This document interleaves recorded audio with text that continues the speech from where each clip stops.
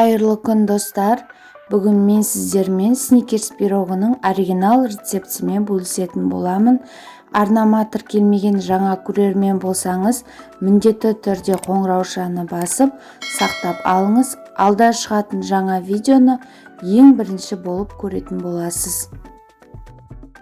Пирогқа қосылған барлық құрамның мөлшері төменде описаниеде толығымен болады.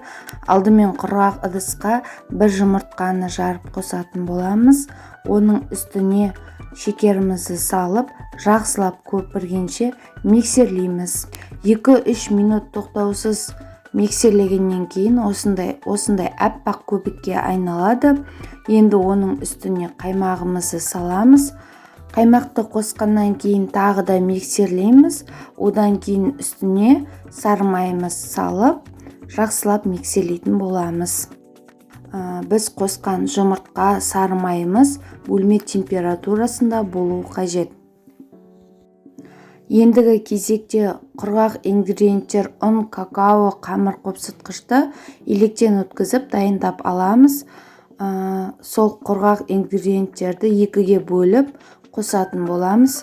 Қолға жабыспайтын жұмсақ тесто дайындаймыз. Бұл сникерс пирогының жақсы шығудағы фишкасы қосатын какаомыздың жақсы сапада болуы және сары майымыздың жоғары пайызда болуы.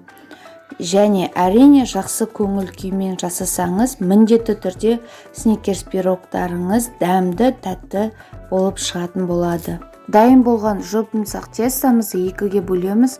Үлкен бөлігін пирогтың астына жіберетін боламыз.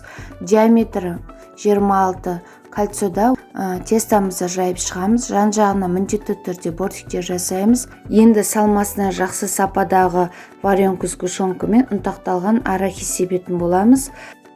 Салмасын жақсылап жайып шығып, ұсақталған арахисімізді бетіне себетін боламыз. Қалған тестоның екінші бөлігімен тілімдер жасап, пирогтың бетін әсемдейміз. Немесе шоколадты ганаш құйсаңыздар да болады.